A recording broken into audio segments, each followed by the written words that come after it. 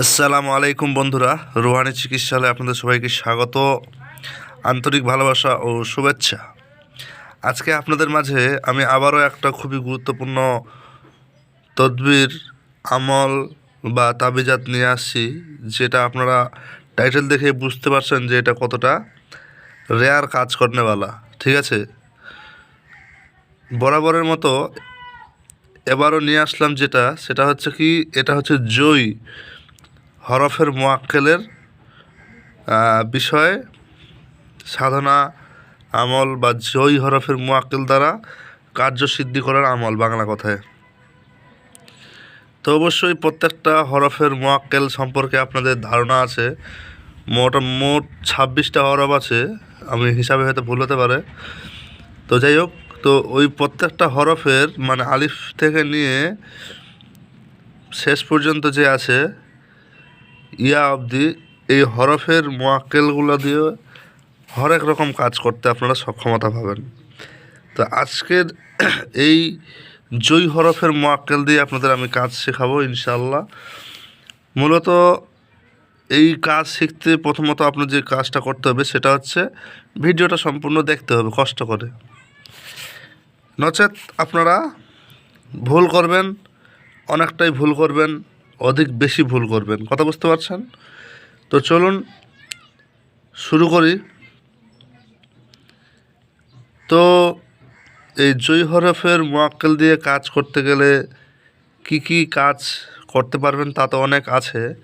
আমি বেসিক্যালি আজকে কিতাবের ভাষায় কিছুটা উল্লেখিত আছে, সেই কাজের নিয়মগুলো বলবো।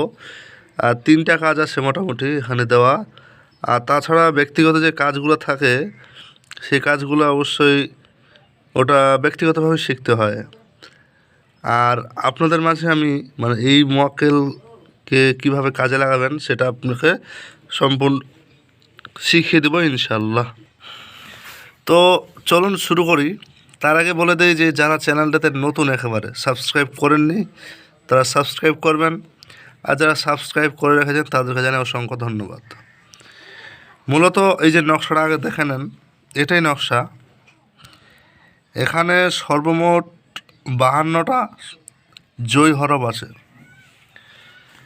তৈ চেনেন, জয় চেনেন, ভালো করে চেনেন আপনারা। তো যারা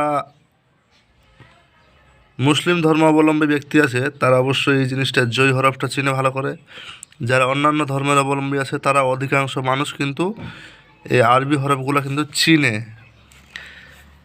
তো সব মিলিয়ে এই যে দেখেন, আশা করি দেখতে পাচ্ছেন, কোনো সমস্যা নেই। মোট 52টা জয় হওয়া চাই, তবে এটা 4 লাইন হয়ে গেছে, 3 লাইনে করলে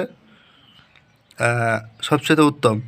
3 17 51 আর একটা দিয়ে 52 করলে ভালো হয়। আচ্ছা, এবার মূল জায়গায় চলে আসি। মূলত হচ্ছে আপনাদের যদি শক্তি আমল থাকে, শক্তি আমল মানে বুঝেন, আপনার ব্যক্তিগত শক্তি আমল আছে, সেই আমলের মাধ্যমে আপনারা যে কোনো আমলকে যদি ওই শক্তি আমলের সঙ্গে যুক্ত করেন আপনারা নতুন কিছু জানতে পারবেন। এটাই হচ্ছে এটাই হচ্ছে এর গোপন একটা ভেদ, যেটা ওই জায়গা থেকেই শেখা যায়। অনেকেই সেটা যার যার জন্য আলাদা আলাদা নিয়ম বের হয়, এটা স্বাভাবিক। এখন যে ব্যক্তিগতভাবে যতটা জানে ততটা বলবে, এই বিষয়টা আলাদা, কিন্তু যারা অলৌকিকভাবে কিছু পাবে সেটা যার যারটা আলাদা আলাদা হতেই পারে, ওটা কেউ কাউকে বলবে না। কিন্তু আপনাদের মাঝে আমি একটা ইঙ্গিত দিয়ে রাখলাম যে আপনারা যদি বিষয়গুলো অর্জন করতে চান তাহলে আপনাদের কী কী জিনিসের প্রয়োজন পড়বে। তো মূলত এই জয় হরফের মোয়াক্কেলকে সাধন করতে গেলে কি করতে হয়, আপনাদের মাঝে এর আগে অনেক কথাই আমি বলেছি, তার মধ্যে একটা কথা হয়তো বলিনি, সেটা হচ্ছে যে ভোগ দেওয়া লাগে, পঞ্চভোগ। অবশ্যই পঞ্চভোগ সম্পর্কে আপনাদের জানা আছে। প্রত্যেকটা এই হরফের যে আমলটা করবেন মোয়াক্কেলগুলোকে, আপনাদের কাজ কি, যখন নকশায় আমলিয়াত করবেন তখন আপনাদের সামনে ভোগ সব রাখে, আগরবাতি মোমবাতি জ্বালিয়ে দিয়ে আপনাদের মাঝে একটা ছোট্ট একটা দেখাই। এই যে দেখেন, আমার জিনিসপত্র একটু হালকা করে দেখাচ্ছি। আশা করি আমি দেখাতে পারবো না বেশিটা, এর কারণ আছে, আমার গোপনীয়তা অবলম্বন করাটা আমার জন্য জরুরি। তো মূলত আপনাদের মাঝে কিতাব দেখায় কিছু রহস্য, কিছু কারণ, অনেক কিছু ব্যাপার আছে। আপনাদের সামনে কিছু রেখে ভিডিওটা করতে হবে, এতটুকুই আমার মস্তিষ্কে আছে।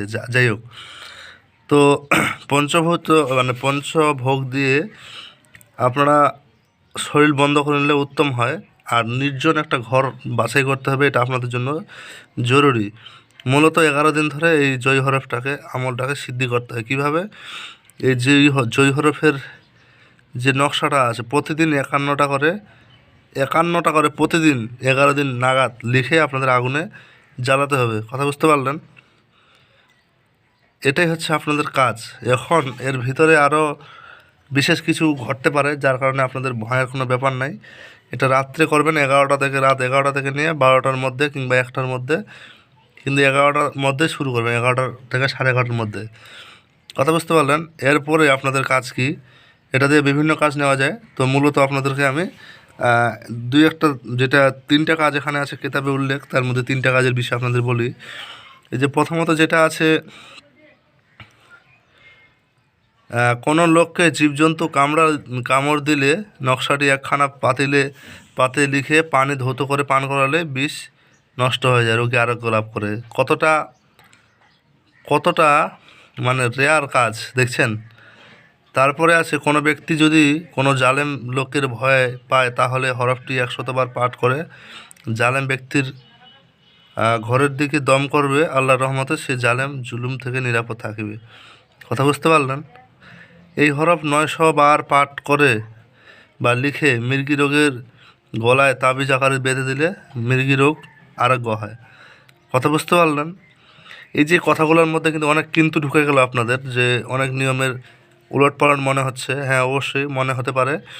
এই এই মানে এই কথাগুলোই শেখার জন্য মানুষ গুরুর কাছে দৌড়ায়।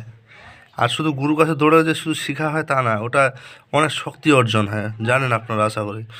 তো যাই হোক, বেশি কথা আমি বলবো না, আমি অল্পতেই ভিডিওটা শেষ করব, কারণ এই জিনিসটা বোঝাতে গিয়ে অনেকটা সময় পার হয়ে যায়, এটাই স্বাভাবিক।